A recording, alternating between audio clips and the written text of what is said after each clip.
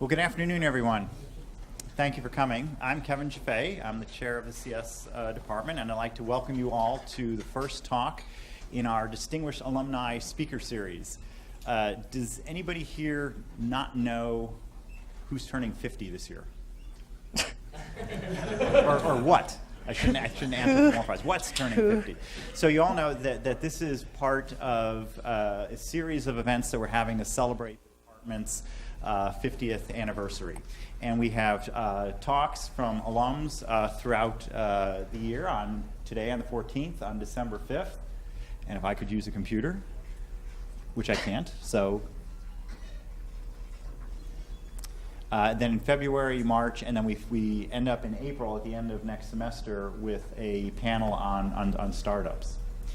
I'd like to thank the law firm of Jenkins, Wilson, Taylor, and Hunt for sponsoring the series and introduce Greg Hunt. And again, thank him for their support. And now you can't see Greg. You don't need to see me anyway. Thanks, Kevin.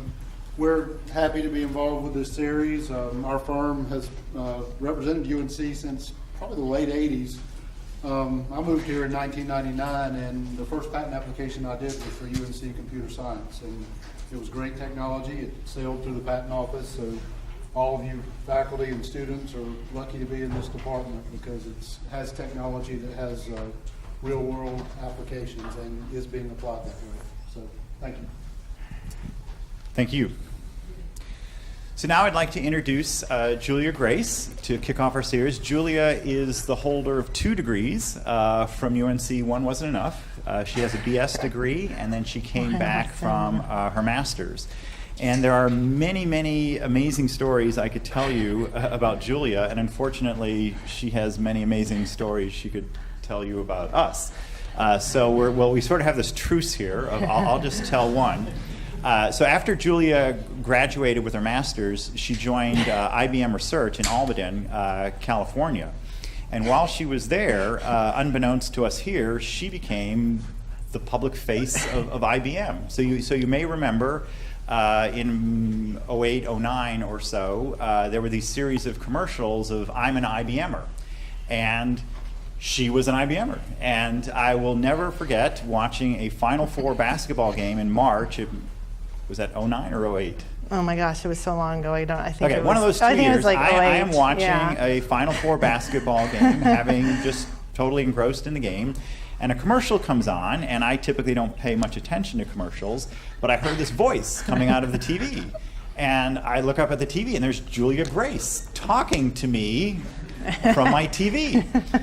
And I did not understand what was going on, and I spilled an adult beverage on my dog, and it was really quite a shock. So she's truly had some very interesting experiences, and now she's the CTO of Tindie, which she'll probably say a little bit about, but it's a fascinating website for gizmos and gadgets that you should check out. And she will tell us now a bit about those experiences and all sorts of other things that she's had since she's left us. Welcome, Julia. Thanks.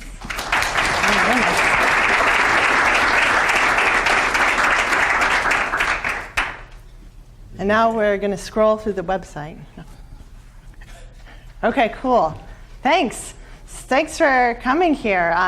This is my I'm excited to be here slide while we all stare at pictures of the internet. So I have not been back here in a very, very long time. So I left in 07. I moved west to Silicon Valley, and I went to IBM Research. And then kind of since then, I've done a cornucopia of various roles at different startups. And when I was contacted to come back here, I said, well, what do you want me to talk about? And there's always a danger when you give a really heavy technical talk that certain people may not be interested in the subject matter, or you might have the expert in the field unbeknownst to you sitting in front of you. And so I wanted to give a talk about some of the general lessons that I've learned throughout my career in choosing a job and then using the skills that I learned at UNC. And I learned a lot of skills, most of them that I use, but I do not do calculus in my day-to-day job. If anyone is thinking about skipping math class next week. So I was at IBM Research for several years, and I wanted to talk about kind of the lessons that I've learned leaving research, working in various startups, and now working in technical leadership, what that's been like, and the mistakes and pitfalls and adventures of that path. So a long time ago, I was at Carolina, and if you could imagine that time, there was not Facebook. And I remember sitting in these chairs, much like yourself, and nobody really had cell phones, and so I don't really know how we distracted ourselves. At that point, I think we literally like wrote hand notes or something, and people used Windows XP, and it was just a very different time. But a lot has changed, but Kevin Jaffe still looks the same. And they sent us these postcards in the mail announcing the 50th anniversary of everyone's favorite friend, the computer science department. And Kevin Jaffe hadn't aged in the photo, and it was kind of this is operating systems the key to eternal youth? And I really had to sit back and wonder if I had chosen the correct career at that point in my life. So when I was thinking about writing this talk, I was fondly remembering the great times and also the times that I had gotten in trouble, at Carolina and whatnot. And I feel like this is kind of what happens in your life, where you're at Carolina, you're in college, and it's like great, and then you enter the real world, and it's like decades and decades of working, and unless something really fortunate happens to you, and that hasn't happened to me yet. So I'm still on this decades of working path. And I felt very prepared coming out of Carolina with this fundamental great CS knowledge, both from undergrad and graduate school. And I had my tool belt of algorithms and my concepts, but nobody really told me what went on once you hit the yellow bar and what to expect in that long, or depending upon your vision, orange bar. And what things I should think about when I was planning for looking for a job and how I evaluate finding a job. And so this talk is really focused around what I know best. I'm not going to say I'm an expert by any means, but where I've had the most experience is working in software companies, technology companies, working in different software engineering roles, whether that be from a lowly researcher to running an engineering team, to building an engineering team, to working on product teams at big companies and also at really teeny tiny companies. This is, if anyone came because they thought I was going to tell them if they should go to grad school or become a professor, it's okay if you leave now. We're not going to talk about that because obviously I don't have any experience doing those types of things, but I'm happy to talk about that with you later if you're thinking about going to grad school. And of course, my world's favorite acronym, YUMV, your miles may vary. So finding your dream job. So now let's for some of you, perhaps you're graduating this spring. For some of you, it looks like you maybe spent a few years since college, and so you graduate and you find your dream job, and this is life, right? You walk out of Carolina, and there's a wind blowing in your robes, and you're like, I'm here, and you've. This is great because it's a great time to be a software engineer. There's tons of jobs. You just find this perfect job, and then you live happily ever after. I mean, that's how it works, right? And that was kind of what I, naively thought. And I remember when I graduated from Carolina, and all my friends were like, "Oh wow, you got this job. You're going to be there for life, aren't you? Everybody else is at their jobs for life." And I kind of laughed because I thought, I don't know. Probably not, but I really don't know what to expect. And so what I noticed then leaving and finding those additional jobs and searching is that the tendency in one's career is often to let opportunities happen to you. So perhaps you're in industry now and you're working and you get pinged by a recruiter. And this is a prime example of, oh, someone called me and cool, they might want to hire me, that's neat. Maybe I'll go get a competitive offer, maybe I'll see what this company is about. Instead of what I've found to be a more effective process, which is always thinking actively about what you're doing, if you like what you're doing, and then what you want to be doing next.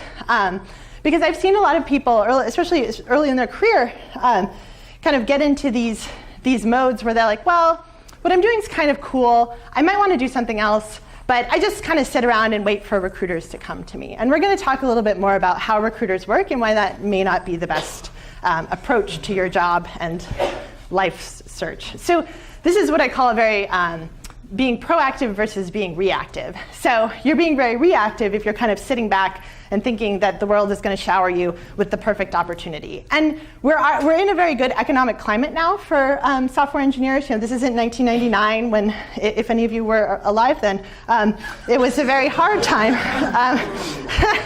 But there was a large economic crash. If any of you remember 2008, I remember being in IBM research and some of the large banks in New York had shut down. And I remember a friend of mine, it was like 8 a.m. and I'm like getting ready to go to work. And I remember a friend of mine calling me and he's like, my manager just called me. I haven't been laid off. Have you been laid off?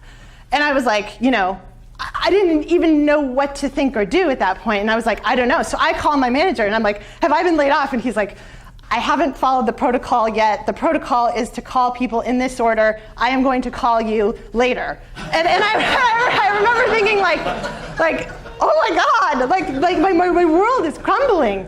And what am I going to do? And let me go look at all those recruiter emails that are sitting in my LinkedIn mailbox that I never check. And I remember thinking like, this is really not a good spot for me to be in right now. And the day progressed. And I talked to my manager, and no, I was not laid off. But that was a day that kind of I will never forget, because I really didn't have any idea of what on earth I would do next. And I'm not necessarily saying that you should go to your job every day and plan for, well, next I'm going to do this, and next I'm going to do that. But rather, keep your eyes open to what's going on. Remember all the smart people that you're in school with, or the smart people that you work with now, because you may be working with them at another company in another capacity. So this is one of the first of the paradigm shifts that I like to put forth, which is, if you're ever thinking about getting a job or changing jobs, you will probably do this unless you're independently wealthy, which that sounds really nice. But you'll say to yourself, well, who's hiring? But don't do that. Say, where do I want to work? Because remember, you're giving your time, and this is your life, so you want to be empowering yourself in this job search. So I would suggest that a lot of you make a list of what's important to you, even if you like the job that you have right now. Even maybe you're going on the job market. Maybe you're thinking about an internship. I think this is often hard early in your career because you don't know what you want. You just don't want to be bored and you want to make money because you're sick of school. And I've definitely been in those shoes. But I would say that writing down all of the things that you really enjoy and the things you want to work on is something that you can come back to later and say, like, am I making too many compromises because this company is really cool and they give me free lunch every day? Am I now taking a job that's not that interesting to me? So I wanted to talk a little bit about recruiters. So have any of you worked or talked with recruiters? Okay, cool. So it looks like a lot. So I didn't realize this early on, but recruiters, often large tech companies will use contract recruiters to find employees. And the recruiters are typically paid 20% of salary. So you are not a person to a recruiter. You are, $20,000. So the incentive of the recruiter is to get as many warm bodies they can in front of the tech company because they want to get paid. So they may send you really flattering emails, and I'm not saying they have malicious intent, but remember, they want to get paid. I mean, just like you want to get paid. So when you're thinking about, responding to those emails and talking to those recruiters, just remember that you're doing a very reactive process, and that, talking to people who actually work at companies that you're interested in might be a better way of finding a job. And I've worked with some really great recruiters. Like I personally don't use any recruiters to find people for Tindie. I reach out to all of them. I will never use a contract recruiter. This is some very, very interesting reading I would suggest to you if you're interested in this topic about how the recruiter industry is kind of an interesting place, to say the least. So, but there are exceptions to this rule. Often companies will hire an in-house recruiter, and that in-house recruiter is not paid on commission. but I've seen a lot of churn in recruiters for large tech companies. And the recruiters, they'll get you in the door, they'll handhold you on the process, but then the recruiter may be gone in a few months because a lot of them work on contract. So just be very aware of that. Another thing that is kind of really puzzling to me is, I've worked with and mentored a lot of undergraduate students, and none of them seem to use LinkedIn. And they'll send me these Word documents. I don't even run Word, and they'll be like, "Can you look at my resume?" And I was like, "How do I even open this?" And I'm like, "Do I need to open Office?" And then I'm like, "Just send me a URL or a PDF or something." And then they'll send me some PDF, but then the formatting will be wrong because they were in Word, and they constructed this perfect table with all their experience, and then it's all wonky. And I'm like, I can't send this PDF out. I can't read this. And I'm like, just give me a URL. So imagine someone sends you an email. And in that email is a URL or some antiquated document format that you never use. Now what are you going to do? I would click the URL. So when I work with a lot of students, they say well, isn't LinkedIn for old people? Sure, I guess so. I guess yes. But what I would suggest is that definitely have a LinkedIn profile and definitely keep it up to date, because when I do intros for some of the people that are looking for jobs, when I'm working with a lot of younger students, I always just give me your LinkedIn, I don't want it, and then I will send my contacts that LinkedIn URL. And I think what's even more difficult to understand, so maybe you're like, whatever, everyone uses Word, I don't believe you, Julia, and I'm like, okay, fine. Then one of the catches here is that even if you don't have a LinkedIn profile, or you have one and you don't pay attention to it, anybody who interviews you at a company will look at that profile. So is that what you really want to be putting forward? Now, I'm not saying that's necessarily good or bad. I'm just saying that if you have a profile, people are going to look at it, and especially if you're interviewing. So for this one woman I was working with, she sent me her LinkedIn. It was terrible, and I was like, this is really kind of rough. You need to really fix this up. She fixed it up. And now, and it was a much easier way for me to do information exchange. And so I would really suggest that if you're on the job market, you have a LinkedIn profile, you keep it up to date, and you just use that instead of a resume. I haven't written a resume in I think 6 years, and I've had obviously several different jobs since then, because I just say go to my LinkedIn. And one of our board members, he was assembling resumes of everyone in his portfolio companies. And he's like, send me a resume. And so I just went to LinkedIn and I went export to PDF or print, and then I sent it to him. And I was like, because I don't have a resume. So that's another thing that I would suggest. So now, how many of you are about to graduate this spring? You're super pumped. It's your first, second job. Nobody? Okay. Okay, congratulations. That's great. A few of you, sort of. You're on the fence. You're working may not be for me, so I might stay in Carolina forever. Another thing that I didn't realize early on was that large companies and small companies too get hundreds of resumes a day at times, sometimes thousands. So I remember when I applied at IBM Research, they were like, go to the hiring portal. That's kind of scary thought number one. And input all of your data into the portal, and then this organization will contact you, and then the hiring manager who really wanted to hire me, he was like, then we'll be able to go through HR to get you the offer. So I go to the portal and I put in all my information. And then he's like, I don't see your information in the system. And I'm like, well, I went to this portal. And he's like, oh, that's that other portal. And I don't even know where the resumes in that portal go. And so I think what's really important is you have to find someone. If you're really excited about a company, you have to find someone in that company that can be your point of contact. So I'll give you another example. I've interviewed at Google many times. I've often talked about working with them. I have many friends, brilliant friends who are at Google. And I remember once, they just lost me in their system. A long time had gone by, a month, and I'm sure that they've resolved these issues, and a lot of large companies have these issues, where like I hadn't heard from anybody, and I had some other offers, and the person I was communicating with was a recruiter who had left the company, and I didn't really know who to get in touch with, so I call my friend, and then my friend spends like an hour on the internal network being like, okay, like I found you here, but you're like in purgatory, and like nobody, like imagine the state machine for hiring, you're like in a state that doesn't exist. And so I was like, well, that sucks, like how am I gonna get that fixed? And so if I hadn't called my friend up, I would have like literally remained in purgatory until like my death, I guess. Or like, no, perhaps beyond death. So I would have lived eternally in this system. So I would really suggest, so I have, if you're really excited about a particular company, obviously you could probably find them at a career fair or something like that, but I would go to the About pages. This is especially useful, I think, for startups. Like go to the About page, find people who actually work there, and then read about them, like don't stalk them, but read their bios and read about what their interests are, and then find someone who has similar interests to you and send them emails. And if they don't respond, send somebody else an email and try to find somebody who will respond to you, and actually, because most people want to help you out.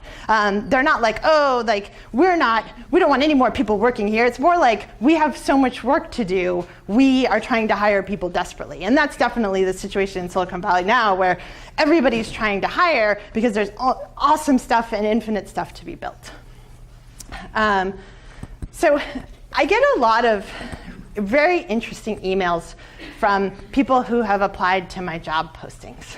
And one of the trends that I've noticed in these emails is that the less senior the person, the more the email is about themselves. So the email will begin like, hi, Julia, this is who I am. I have these degrees. I have done this. And then I did this. And I would like to do this. So working at Tindie will eventually help me do this other thing. But then I want to do this. And I'm thinking the whole time, like, well, how is this person going to help me accomplish all of this work that needs to be done at my company if all they're thinking about is what I've done and how this working at my company will be a stepping stone for this other thing that they ultimately want to do? So I would suggest that when you're talking to a company, it's important, of course, to give your backstory and what you're passionate about, but you also want to be very careful to talk with that company about how you're going to help them. So what I love it is when I interview more senior people, and more senior people, the conversation goes like this. We sit down, and the senior person says, so what problems do you have? What like engineering problems? And I'm like, well, you got this problem. I was like, how would you solve it? And then they give me we talk about how they would solve it. And they talk about experiences that they have had that have been relevant to the challenges that we're facing now. Now, I do understand that can be challenging when you're early in your career. Perhaps you haven't had that many experiences, but I mean, you're at Carolina. Like, this is an amazing place. Perhaps you're part of the computer science clubs. Perhaps you've taken Diane Pozevsky's class about software engineering and you've built things. Perhaps you've maybe contributed to open source, or you've like hacked on some projects on the side. I mean, everybody has done some things. And so just keep that in mind when you have those conversations with the companies. So I have I've had a lot of friends that have gone to interview at like really big name, famous tech companies. And a lot of the time they get rejected. And they're like really bent out of shape about it. And they're like, I really prepped for the interview, and like I gave them my best and they didn't want to hire me. And I feel like this will help you feel better about yourself. They're not trying to hire great people. They're trying to not hire bad people. So like, and I think that it kind of turns you on your head. And this is also how, if you're interested in how venture capital works. So, this is no qualms. This is actually how. So, I love it that you're laughing. You never know when you write a talk what points people will laugh, and I didn't think that was even. So yeah. Anyway, so the consequences of hiring somebody who ends up being a bad fit, and a bad fit could be just not right for your organization, doesn't have the intellectual curiosity, whatever. The consequences of hiring somebody who doesn't work out are very, very high. You need to have conversations with them about why it's not working out. You need to probably put them on a plan to get them up to speed to be able to contribute in your organization. You have to ultimately, if it's not working out, maybe you might have to lay them off or fire them. And And so you really want to make sure you're only hiring people where you're taking, and this is how a lot of large tech companies work, you're only taking very little risk because what you're really doing is you're optimizing for lack of weakness rather than strength. So they're very worried about finding these superstar people who might be quirky, and instead they're trying to find people who are kind of like the current people who work there. And so if you get rejected from a place, it's just because perhaps the weaknesses that you had aren't the weaknesses that they want to take chances on. But it's not necessarily about your strengths. At smaller startups, you'll often find them hiring more for strength than weakness because they can afford to look the other way, or it doesn't matter to them that you may have weaknesses that aren't relevant for what they're doing. And going back to the venture capital example, and being in working with venture capitalists and being in a company that was funded by venture capitalists and asking venture capitalists for very large amounts of money, that's a relationship that I'm going to have. I talk to our investors every week, and I have for 2 years, and I will probably for many more years. And so when you have that kind of a relationship, you need to make sure that this is someone you want to work with for a very, very, very long time. And that's why they don't want to take any risks on something that they may not think that relationship is going to work out. So how many of you in this room have done a technical interview at some point in your life? Okay, it looks like everybody. So how did it go? Good. Someone said awesome. That's very good. So sometimes when I say technical interview, that strikes the fear of God into people. They're like, oh my gosh, the technical interview, and they just lose endless amounts of sleep for it. And I think that so technical interviews are really great at gauging how well you do technical interviews. So the SAT is very similar. The SAT is a great test to test how well you do on the SAT. And these are not measures of whether or not you are going to succeed at a job. But the challenge is employers need a way to figure out what you know. And so a lot of employers still use whiteboard coding interviews where they'll have you write code on a board or maybe in a collaborative editor. And so what I would really suggest, and I have no links to these dudes and I don't get any kickbacks from them, but this is a really great book that I would use to study. And I've even suggested this book to senior people where they haven't been on the market for a long time, but they're going into a job where someone's going to ask them to sort a red-black tree or something. And so things that I don't do in my day-to-day life, but are important skills to learn. And it's even gotten to the point where I'll have friends that are on the interview circuit, and people will be asking them the same, here's a string, reverse the string, what's the runtime? These questions over and over again. And so I feel like it's very good to be prepared for the types of interviews where people are going to be asking questions like that. And this is a really great book to do that. This was if I do well in the interview, then you do well in their interview. Another thing to think about when you're going through interviews is that people always think does the company like me? And you should really be asking yourself, do you actually want to work at that company? Because just remember, you're interviewing them just as much as they're interviewing you. And you can say no to their job offer, should that come. So, okay, let's talk about going into an interview. So, some of the questions that I've found that have been really insightful for going to interviews, and are questions that I'll tell you some questions that I ask people when they're interviewing with me, is when you go to a company, usually they put you through some long multi-hour interview process. So you're in some room with a bottle of water and probably minimal food, and people are circling in and asking you intense questions about binary search. And what I would say, and I say it, we laugh, but it's funny because it's true. And what I would ask at the end of those interviews, ask the person interviewing you what success looks like at that company and what the expectations are for the role that you're interviewing for. Obviously, there's not a right or wrong answer, but this is what you're doing. As you ask every single person those questions, What you're doing is you're figuring out if all your interviewers are actually on the same page about what they are interviewing for and what the role is at the company that you are interviewing for. So if you're at a company and you get 8 different answers, be very careful about taking that job, because nobody that you're talking to has a clear understanding about what makes someone successful in the company or what on earth the person that the role they are trying to fill is going to do. This is especially true at small startups.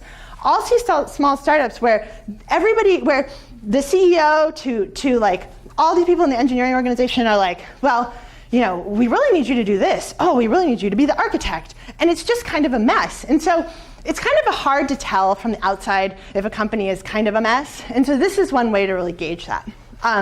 Also, the what don't you like about working here, I find that's pretty insightful, because when you're in an interview and people are trying to sell you on the company, like they want to get you really jazzed. And sometimes it's really hard to get someone to say anything negative or questioning about the company, and not necessarily in a way that's going to make the company look terrible, but every job I've had, there's been something that sucks about it. Like nobody lives in this utopia, or if you do, you should tell me where you work, and I would love to learn more about this utopia.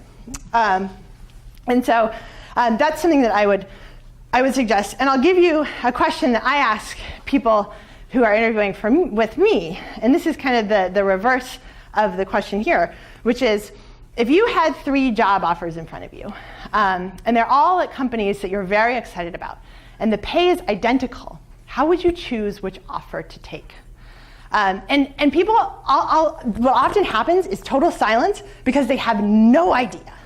And I also have to push them, well, what's important to you? Like, have you considered commute at all? And so then suddenly, like, the ball starts turning, and I'll be able to understand if they're going, like, what factors other than just money they're interested in. And that's often like a great way to gauge what someone values. So, like 7 years ago, in a galaxy far, far away, at top of the hill, I was sitting with Diane Pazowski having lunch. I think I was about to graduate, or maybe I had just graduated or something. And I was like, Diane, give me some good advice as I'm about to embark upon this journey. And I was like, what's something valuable that you wish that you had known when you were in my shoes that I should know? And she like thinks a little bit, and then she says, look at the leaders in your organization. And the attributes of those leaders will be the people that are most successful. Meaning, so people like people similar to themselves. This is a concept called homophily. We like people that remind us of our younger selves, or people who might be our older selves. And so we're much more likely to hire and promote people who are like us.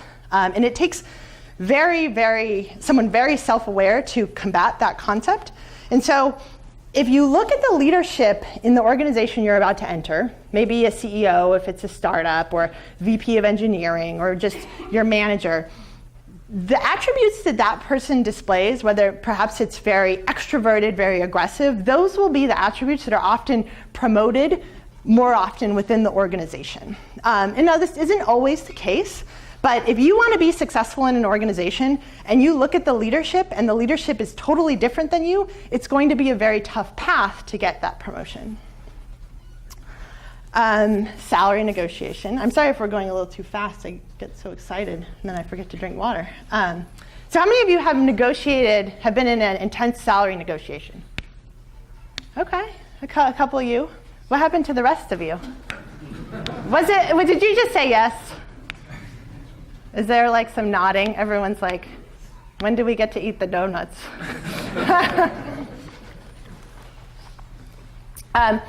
So I feel like when I was early in my career, I didn't really understand how to negotiate salary, and it honestly scared me. And the first job I ever took, they gave me, the first one out of undergrad, they were like, here's your salary, and I was like, I accept. And I was like flat out. The second job that I took, I got a salary package, and then I told them, I was being very straightforward. I was like, thank you for the offer, but But I can't accept or deny the offer right now because I have an interview coming up next week, and they immediately upped my salary. And that was a real lesson learned to me, that I didn't have to necessarily play intense hardball with them. I could just indicate that I wasn't excited and overwhelmed with joy at their offer, and suddenly they were offering more money. And now when I hire, I've seen senior people negotiate for up to 50% more of salary. It's pretty amazing. And I have often found that negotiation is a skill. If you feel uncomfortable, I would definitely work on it, because it's a great, increasing your base salary is always going to provide you with more money than getting incremental bonuses throughout your career at a company. I feel like I had something else profound. Oh yes, so the third job that I had, they gave me this piece of paper after they gave me an offer, and I didn't know about any of this, and they were like, okay, we want to give you this offer. Here's like the conditions of the offer, and I was like, okay, trying not to act excited because I wanted them to give me some more money. So they gave me this piece of paper, and it said, we want you to list all of your prior salary information and bonus information for the past 10 years. And I was like, that's kind of weird. Why do they do that? Has anyone ever been asked that? Okay, so two people are nodding. Okay. So I was like, why do they want? And I was like, that sucks. And I was like, well, what if I was underpaid? I would probably continue to be underpaid. And they are collecting data points because they want to know what other employers pay their employees. They want data points about bonus information. And so I didn't know that I didn't have the choice not to fill it out. So I gave them, the keys to the castle. I filled out all the information. And a close, very, very close friend of mine, she got an offer as well. And she was like, you know what? I'm not going to fill this out. And the recruiter was like, well, you have to fill it out. She's like, no, I don't. You're not required by law to make me fill this out. And they're like, but everyone fills it out. She's like, I'm not going to fill it out. And so, let me tell you, she got a hell of a better offer than I did.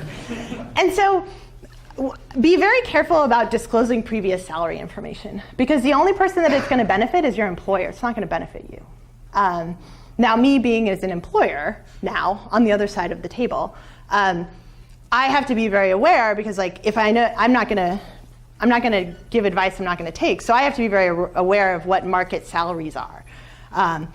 And if you're in a negotiation with someone, there's this kind of, the classic rule is, the person who says the number first is going to lose. So it really makes me actually kind of sad when I'm in a negotiation with a younger person, and this is something I will often coach people that I've hired later on, where we're talking about the package that I've given them, or that I want to give them, and they just blurt out, I'm expecting this much money, because I'm probably going to give them that much money, and it's almost always lower than what I was going to give before. So never just blurt out what you're expecting when someone asks you how much you want to be paid. Always let them say the number first. And I've really often found this, especially in with junior folks or folks that are less confident in the negotiations, that they name lower numbers because they don't want the person on the other side of the table who has all the power to think that they're going to ask for too much. So those are some of my learnings from being on both sides. It's a different conversation with somebody who's more senior, because usually senior people generally have a better idea of what their market rate salary is. But the only way to figure out what your market rate salary is for you to go out and get a lot of different job offers and gauge what the market is paying. You can use sites like Glassdoor, and I think there's some other salary aggregators. But to really understand, for you personally, what you're worth, that's the only way that I've found to do it. Okay, so you got this perfect offer, right? You've accepted it. You have we're back in fireworks land. We have our dream job. everything's awesome.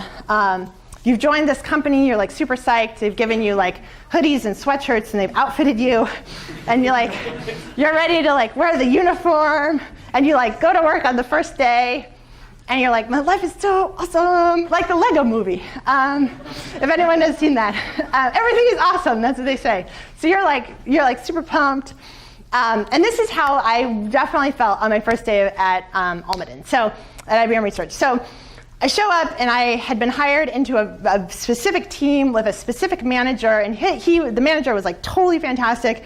I had gotten to know the other people on the team. They were like, they're all brilliant, and I was like, this is the most awesome team ever. Like, we're gonna be together forever, building awesome stuff, and this is like, we're all happily ever after. So we built some really amazing projects, and our team was, very frequently like amongst some of the highest ranked teams in the division. And we're like, yes, we're like winning, whatever that means.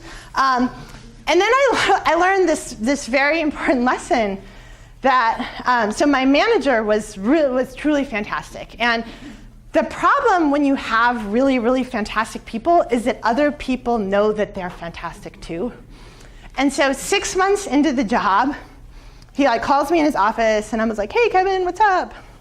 And he's like, I'm going to Microsoft.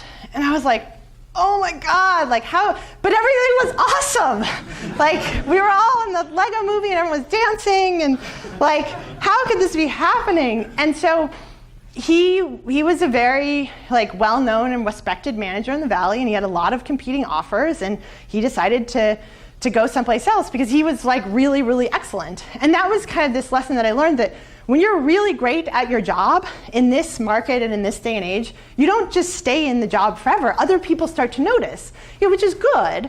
But then they broke the team up. So I ended up on like another team, which was also a great team, but it wasn't as good as the original team.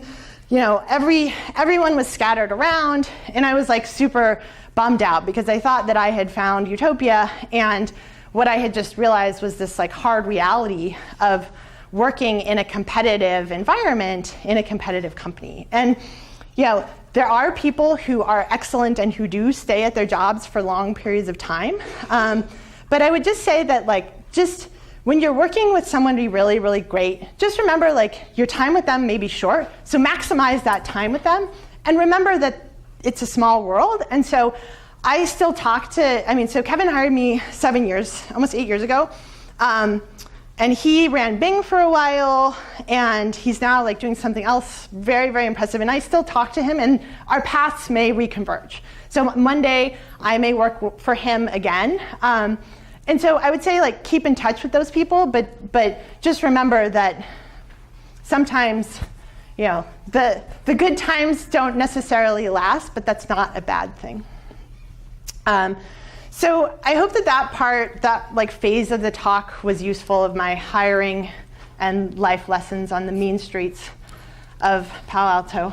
And I wanted to talk, I feel like some of the fun stuff when I was brainstorming for this talk was what skills do I actually use from Carolina, of all the classes that I took, and all the professors and all the lessons.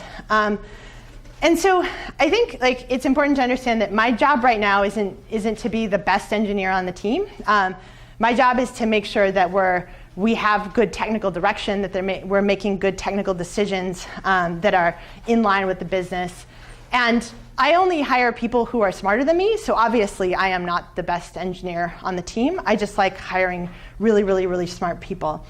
And so a lot of what I do every day is this. So why is this slow? And that could be why is the website slow? Why is the database slow? Why is one of our AWS instances running so slowly? And I feel like this is an existential computer science question, because everyone wants their stuff to be really, really fast. And so almost every day, I'm looking at metrics of how fast, whether that is business metrics that involve money or very closely related, how performant is our application. And so I use this stuff every single day. I use operating systems every day. Because there are things when I'm when I'm trying to do DevOps and debug some of our instances, I'm thinking about like what is happening on the OS level if I know that some of the core problems that we're having are having to do with concurrency of processes or that sort of thing. I think that when I took Kevin Jaffe's OS class, which is a really fantastic but a very, very challenging class, I kind of thought to myself, like, this is really interesting stuff. It's generally good to know, but like, do I really need to know like least recently used caching algorithms? And in my job, I actually do. Like, I need to really know those things. Obviously, it depends upon the job that you do, but I kind of find that stuff interesting, and that's why I took these classes. Another big part of why is this so slow, perhaps it's not at the OS level, but you're having some networking problems. And so you really need to, like, I set up our entire DNS infrastructure. Like, I found networking to be some of the other very, very important stuff. I took Keithan Meyer Patel's networking class. I thought that was really fantastic. He also taught me I learned how to write Perl. I have not used as much Perl, but I have a Perl story for later though. So I do a lot of debugging. Another quick tip is I've had a lot of people that I've mentored go into technical interviews, and the first question in the technical interview is I go to my address bar in my web browser and I type in a URL, what happens next? So it's been really invaluable to always to know at the tip of your tongue what goes on. And then finally, this has been like, the past 2 months, I've been dealing with some database latency issues that have like made my soul just cry at night.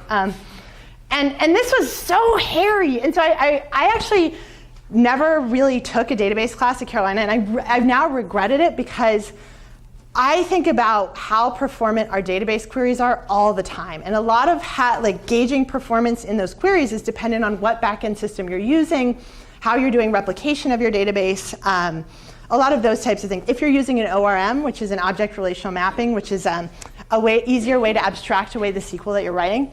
So, and how you design your application, meaning are you doing a lot of reads, are you doing a lot of writes, are you doing writes and reads, that's going to change how you set up your technical infrastructure. And so we were having, just the worst. We were having really spiky database performance where our database node, like CPU, was spiking really high because we were having all these reads, and I could not figure out where these reads were coming from. So I was like dumping Postgres out to figure out where we were doing these reads and why the reads were taking so long, because writes are usually more intensive than reads. And so this is, I not only, obviously, I find it interesting, but painful.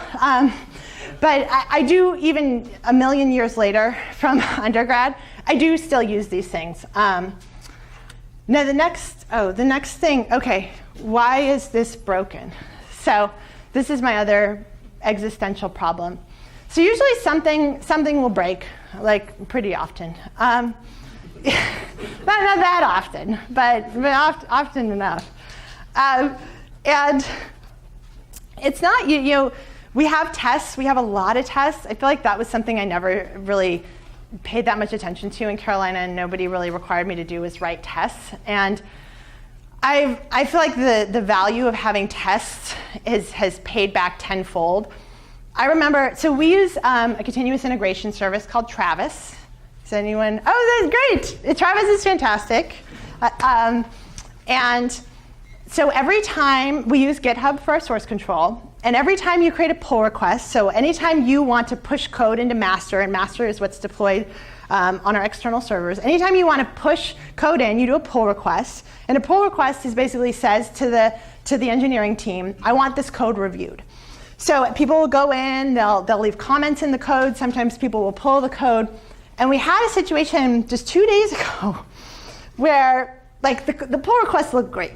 And I was like, this is great, like look at this code, fantastic. I pulled the code and it was only touching like this piece of the application. So I was like, great, I test that piece of the application, looks great. But for some reason, I was like, the test is failing. And when the test fails, the first thing you think of is the test is broken. So we've since learned that the tests are not. But that's your first, because you're like, but my code is so good. It must be that test that other person wrote. So we were like, why is the test failing?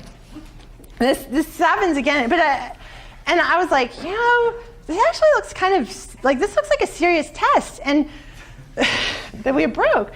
And so we send, on Tindie, we deal with a lot of transactions. People are buying and selling a lot of hardware. And so when you buy something from an e-commerce site, usually you get an email that's a receipt.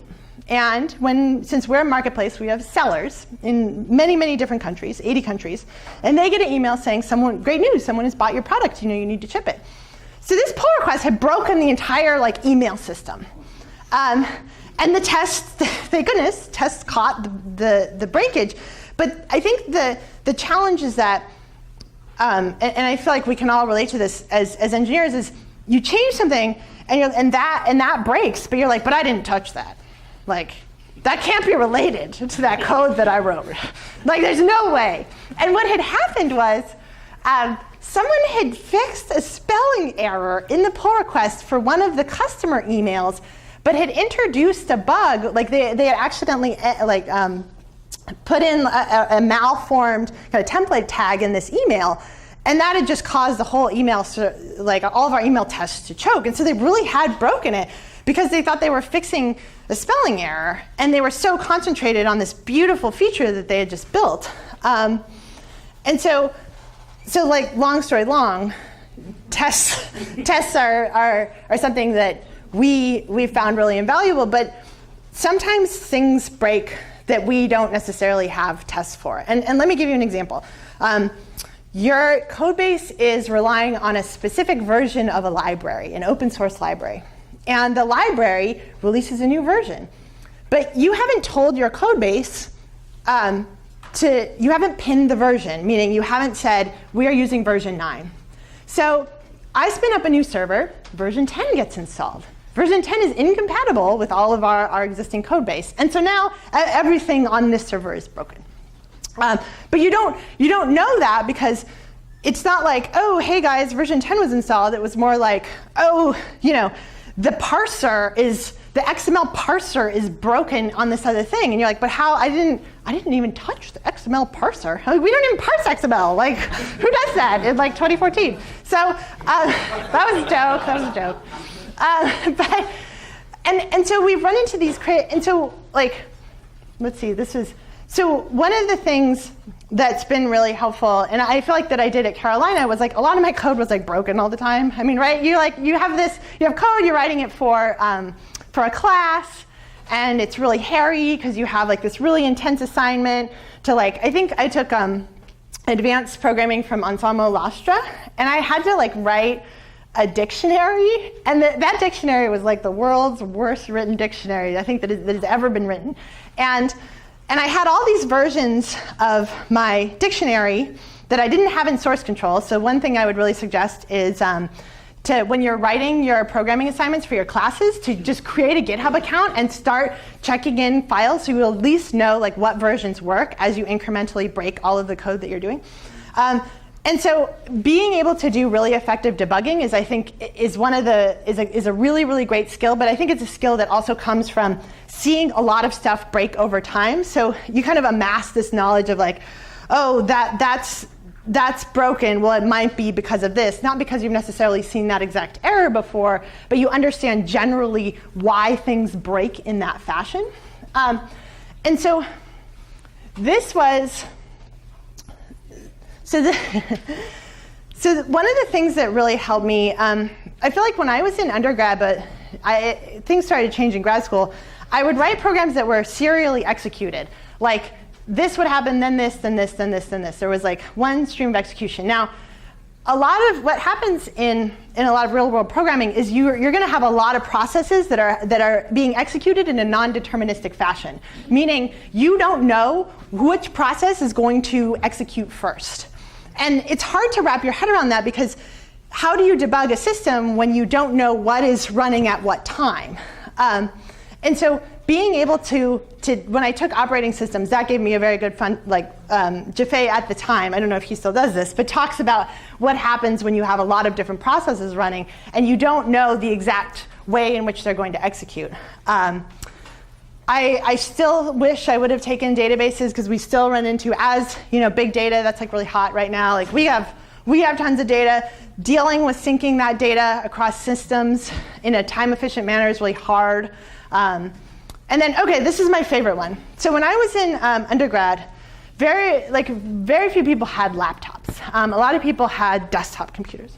And inevitably, we're in the dorm and someone's like running some server out of their dorm room that was not connected with Napster at all. It's like Friday night and people are like having a good time, and somebody like throws up on the server. Or like, let's not get into it, but long story, like something happens that causes the server to fail. And what happens, in some of, I remember I was running some server and then like the hard drive failed, or like it had water damage, and I feel like that kind of gave me a good understanding of like what I'm experiencing right now. That's just the beginning of the kinds of stuff that you see in the real world. So I've seen the CTO of the Obama campaign speak on several occasions, and what he would talk about when they were doing the campaign was that like leading up to the campaign, they had like very, very little traffic. And so they were building this huge infrastructure that could handle massive load. But the 30 engineers were like, we're sending 20 emails a day. Do we really need like 40 AWS instances replicated across all these zones? And the CTO was like, absolutely, like we must. So as it got closer and closer to the campaign, it was not like exponential. It was like hitting a wall several days before the election where there's this onslaught of traffic. So how do you prepare for that? And how do you make sure your systems are fault tolerant and failover when you don't have that kind of volume? And the way that you do that is you go in, and they literally did this. The VP of engineering, who I've gotten to know quite well, he would just choose an instance and take it offline. And he's like, okay, what happened? What broke? Like, what happens if our Redis instance goes away? What happens if our master database is corrupted and we have to keep accepting calls because the presidential election is in 2 days? And so some of the things that I've started to learn is you really have to think about the terrible things that could happen to your system, because we've had some stuff break where I'll think to myself, like, if that breaks, like, we're screwed. So, and you obviously don't want that system to break. So what are you going to do to make sure that doesn't happen? So when you're in this leadership role, you have to think, all right, my team needs to be prepared for that. So all these kind of like horrible things that might be happening to you in undergrad were like your hard drive crashes, or like, I don't know, someone throws up on your computer. Like, just think of that as like training for the real world when your systems break and you're like pulling your hair out. It's a very similar thing. I feel like one of the harder things, though, this is the last of the three. I'm supposed to check into my flight. I'm so sorry. I'll tell someone else to do that. It's even on airplane, but it still does that. Sorry, that's really annoying. Okay. All right, let me turn that off. So one of the last big thing that I do is thinking about how we're going to build new stuff. So that's like new features. How are we going to rebuild this part of the system that's become really, really antiquated? And taking a software engineering class, I thought, did provide some value. But the only real value, and I feel like this is something that I really had to learn on the streets, is that you don't know what you don't know. Like, it's very hard to synthesize committing code and building production environments when you don't have a production environment to do, because you're often worried about just completing your assignments, and you often complete your assignments by yourself.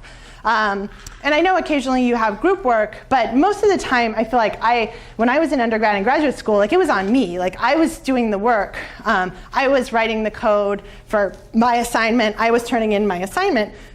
And so I feel like the way that you get a lot of this experience of building systems is you do internships. Maybe you could do some sort of a research internship with a group that has a production system. I remember the systems group used to have these machines that they'd like turn onto the public internet and see who would attack them and stuff. I always thought that was really cool. I feel like the answer is everyone attacks you. And so I would really suggest that like, this is the hardest thing I think that it got. I came out of undergrad and I kind of thought like, I know how to program, I'm ready. And then I didn't realize, I didn't know what I didn't know. So I think this also happens when technology changes really fast. And so I program now in languages that either didn't exist when I was in undergrad or were like very, very nascent and very immature.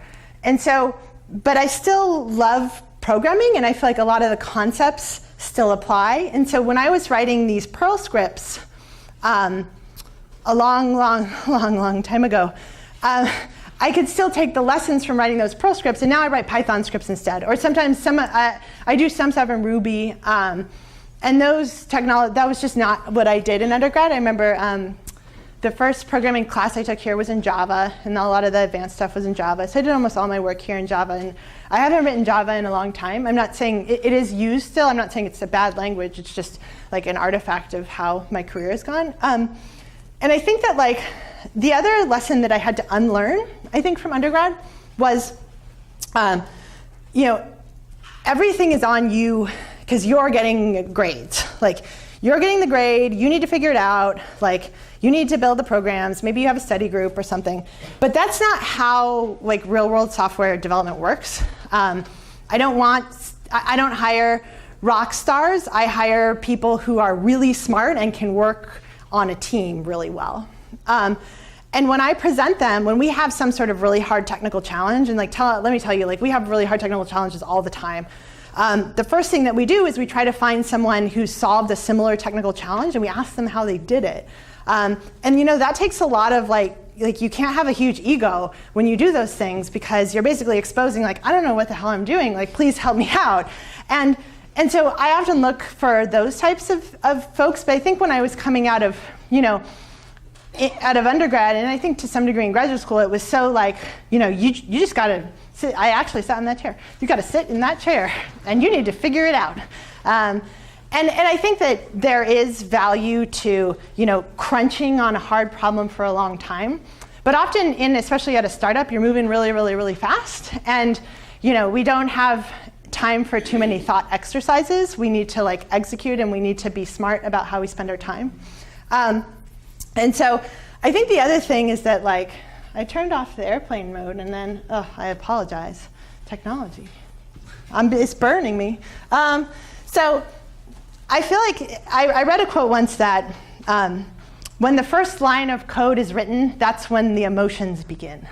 So you get tied to your code from the get-go.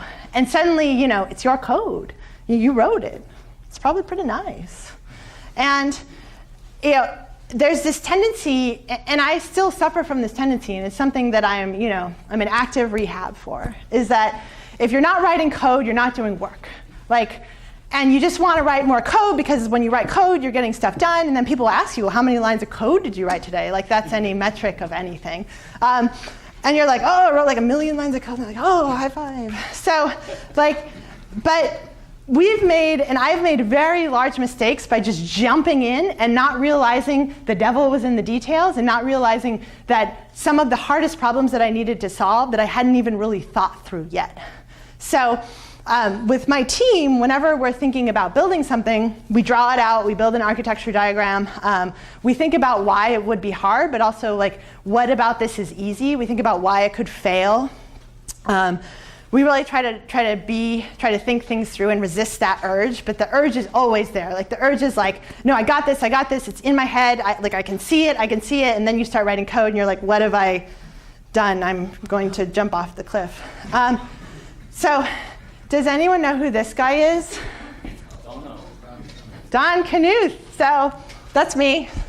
That's me. Just kidding. That's me, Don Knuth. So Don Knuth is this like epically, amazingly brilliant computer scientist, and he has several books. He was a professor at Stanford, and he said one of I literally say this phrase every single day, that premature optimization is the root of all evil. And so, in building our systems, we get really excited about like, it's going to do this, and then it's going to become fast because we're going to cache this, and then we're going to do this. And I'm like, but we're trying to solve this problem. And they're like, oh yeah, but the gifts are going to go in here, and then we're going to do this. And so it's really, really hard, especially when you're building something for the first time, not to over-architecture and over-engineer it. And so the things that I say, and I still have to say to myself every day is, okay, that sounds great. We'll put it in version 2. Like, we're building version 1 now. Or, if we're going to do this, this is going to be optimizing a problem that we don't even know if we're going to have. And so I encourage you, if you're ever in the workplace and you're like, oh, I really don't want to build that, just be like premature optimization. and then people will back off. I'm guaranteed. This is like once Kevin Jaffe told me, there's only 2 ways to solve every problem in computer science, caching or adding a level of indirectness. Isn't that it? Those are the 2 ways. Caching has solved a lot of my problems, to be fair. So I want to leave you with a couple things. So I've had a lot of interns, and over the years, and I've kind of seen them make the similar mistakes over and over. And so I wanted to leave you with some of these mistakes if you're early on. And that is, if you think you're being clever, then don't be clever. So I see this really big tendency I'll discuss a project with somebody, with an intern, and then they'll kind of go off for like a long amount of time, and I won't hear from them. And they'll come back, and they'll be like, on the platter, here it is. And I'll like look at their code, and I'll be like, I don't understand anything that is happening in all of this code. And they were like, well, it was longer, but I put it all, on one line. Because, and this has happened to me. And I was like, well, why did you do that? And they were like, well, it's one line of code. It's like the ultimate like utopia of like perfection, right? And I was like, but what's hard to understand is that they're not going to be maintaining that code. And I always have my interns write production code. Like, I don't have them work in some sandbox. Like, I want them writing and committing and doing pull requests and going through the same process as the rest of the engineering team. And I think it's hard at first because when you're writing code for your classes, you're like, well, I'm the only person who's ever going to look at this code again. And now you're in this work environment where you may even be at the company and someone else is modifying your code. Like, I've rewritten stuff that other people have written before, and at first that may seem a little weird because you're like, but they're the subject matter expert. Like, they built this part of the infrastructure. But then I need to be very careful that if that person is hit by a bus, that somebody else can maintain that part of that infrastructure. So I don't have people deeply specialized, especially we're a very small company. I have people work on lots of different things, and everyone has to review everybody else's pull requests and everyone's code. And then I feel like these are the last few slides. I don't want to go over. But so I have there was a woman I work very close with, and she's had a couple jobs after undergrad. And she decided to go to hacker school, which is this pretty cool program in New York where you can go and like kind of work on whatever you want. It's kind of like taking a sabbatical, so to speak, and you're working with other smart people. And she was like, and I was like, so what kind of stuff are you going to work on? And this is in between software engineering jobs. So she goes to this thing for like 3 months. And I was like, tell me what you're going to work on. And she's like, you know what I'm going to do? And she gets this grin on her face. And I'm like, oh, this is going to be good. She's like, I'm going to build my own database from scratch. And I was like, that's kind of intense. Like, have you heard of Postgres? Like, it's open source. You can commit. And I remember thinking, like, well, why do you want to do that? And she's like, well, I want to know, I really want to understand, like, how you would build a database. And I was like, okay. I was like, I can kind of see that. And she's like, I want to be really great. Like, I feel like I'm not very good at databases, and I want to become really great at databases. And I feel like, there is some value in building something from scratch, but I think some of the best engineers that I've ever seen, you get great by reading great code and working with people who write really great code and reviewing great code. And so when you're working in a little bit of a bubble, building your own database or whatever it is that you're doing, building your own compiler, like you're learning the important bootstrapping lessons of how you would fundamentally structure and build something like a compiler or a database. But if you really want to see great stuff, I really encourage you to like dig into something like open source. So she did start writing the database, and it was just a little too much. So she ended up finding an open source project where she could commit code where there were other great contributors. And I think it did not end up being a database, but it was some other like very fundamental, I think Android library or something that did some cool syncing or OS stuff. So I would really, and then the final thing is that like people will come to me, they're about to graduate, and they're like, Julia, I really want to go work at company X. It's really cool, the people are amazing, but company Y is solving hard technical problems. And I'll be like, well, what do you think about the people at company Y? And they're like, well, they're okay. I don't think they really like each other. But they have this hard technical problem. And I'm like, but does the other company have hard technical problems too? And then they'll kind of think about it and they'll be like, well, actually, like, you know, they kind of do. And so if you're ever faced with some situation where you're like, oh, am I going to go build this really hard thing, or am I going to work with somebody really brilliant? Smart people always find hard problems to solve. And they always, you know, for better or worse. And I would always suggest, you know, the biggest mistakes I made in my career was when I've gone to places or I've worked on projects that I thought had such a fascinating engineering component, but that component didn't actually yield the engineering learnings that I wanted because I wasn't working with really brilliant people where together we could have built something great. So I would say always surround yourself with really, really smart people. And this is why I always say, like, never be the smartest person in the room, because then how do you learn and how do you grow from those people around you? You know, there may be times when it's inevitable, but always try to hire. That's why I only hire people that I think are smarter than me, because I always want to be surrounded by really, really, really smart people. And then finally, you know, you might be thinking like, well, what's your role if you're just hiring all these smart people? What do you do all day? Well, I do the stuff they don't want to do. So, and there's a lot of that sort of thing at a startup. So finally, thank you guys so much. If you're interested, I've written a lot about these topics. And so I have a bit.ly link that goes to some of the writings. And if you have any questions, you can follow me on Twitter, or you can send me email. My email address is on my website. And so I hope you all had fun and you were able to wait for the donuts or the hot dogs. And thank you for coming. So.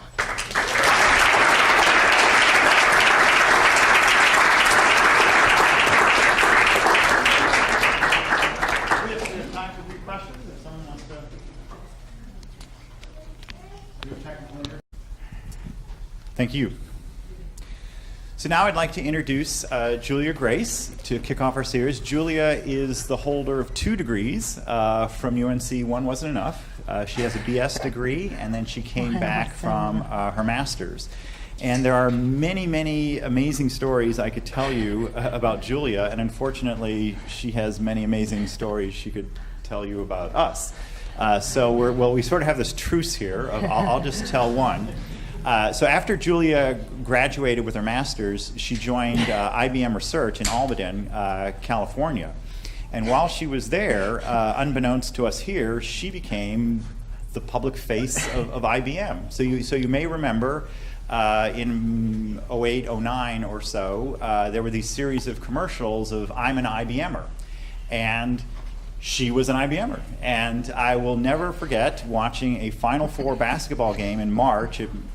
Was that 09 or 08? Oh my gosh, it was so long ago. I think okay, one of those 2 years. I think it was like 08. I am watching a Final Four basketball game, having just totally engrossed in the game, and a commercial comes on, and I typically don't pay much attention to commercials, but I heard this voice coming out of the TV. And I look up at the TV, and there's Julia Grace talking to me from my TV. And I did not understand what was going on, and I spilled an adult beverage on my dog, and it was really quite a shock. So she's truly had some very interesting experiences, and now she's the CTO of Tindie, which she'll probably say a little bit about, but it's a fascinating website for in technical leadership, what that's been like, and the mistakes and pitfalls and adventures of that path. So a long time ago, I was at Carolina, and if you could imagine that time, there was not Facebook. And I remember sitting in these chairs, much like yourself, and nobody really had cell phones, and so I don't really know how we distracted ourselves. At that point, I think we literally like wrote hand notes or something, and people used Windows XP, and it was just a very different time. But a lot has changed, but Kevin Jaffe still looks the same. And they sent us these postcards in the mail announcing the 50th anniversary of everyone's favorite friend, the computer science department. And Kevin Jaffe hadn't aged in the photo, and it was kind of this like, is like operating systems the key to eternal youth? And I really had to sit back and wonder if I had chosen the correct career at that point in my life. So when I was thinking about writing this talk, I was fondly remembering the great times and also the times that I had gotten in trouble, at Carolina and whatnot. And I feel like this is kind of what happens in your life, where you're at Carolina, you're in college, and it's like great, and then you enter the real world, and it's like decades and decades of working, and unless something really fortunate happens to you, and that hasn't happened to me yet. So I'm still on this like decades of working path. And I felt very prepared coming out of Carolina with this. Well, good afternoon, everyone.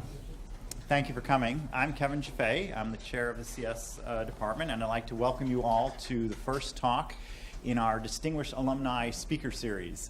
Does anybody here not know who's turning 50 this year? or what?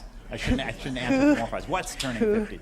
So you all know that this is part of a series of events that we're having to celebrate the department's 50th anniversary.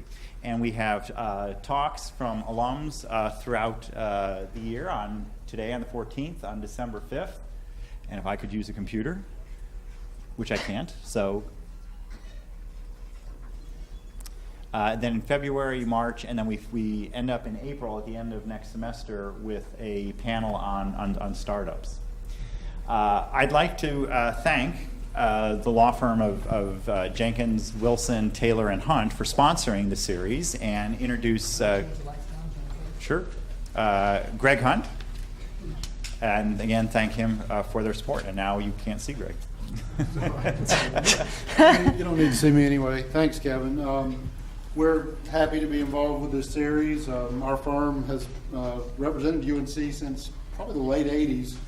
I moved here in 1999, and the first patent application I did was for UNC computer science. And it was great technology. It sailed through the patent office. So all of you faculty and students are lucky to be in this department because it has technology that has real world applications and is being applied that way.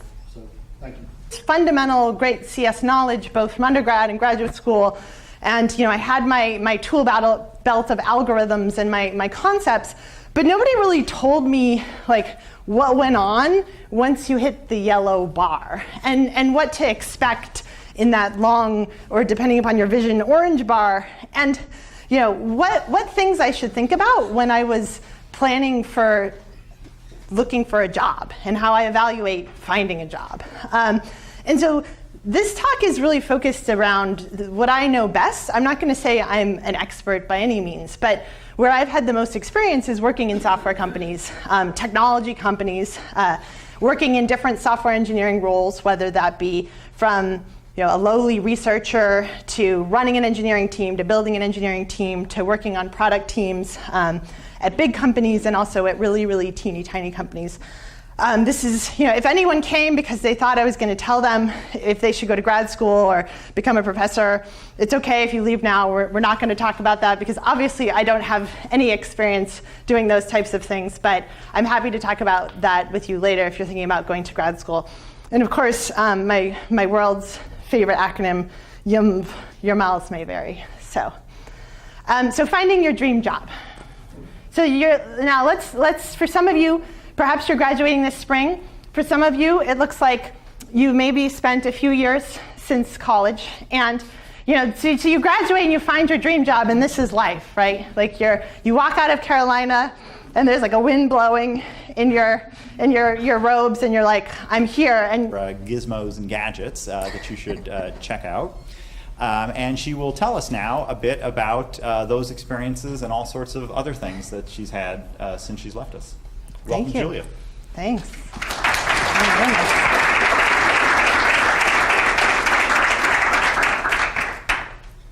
And now we're going to scroll through the website. Okay, cool. Thanks. Thanks for coming here. This is my I'm excited to be here slide while we all stare at pictures of the internet. So I have not been back here in a very, very long time. So I left in 2007. I moved west to Silicon Valley, and I went to IBM Research. And then kind of since then, I've done a cornucopia of various roles at different startups. And when I was contacted to come back here, I said, well, what do you want me to talk about? And there's always a danger when you give a really heavy technical talk that certain people may not be interested in the subject matter, or you might have the expert in the field unbeknownst to you sitting in front of you. And so I wanted to give a talk about some of the general lessons that I've learned throughout my career in choosing a job and then using the skills that I learned at UNC. And I learned a lot of skills, most of them that I use, but I do not do calculus in my day-to-day job. If anyone is thinking about skipping math class next week. So I was at IBM Research for several years, and I wanted to talk about kind of the lessons that I've learned leaving research, working in various startups, and now working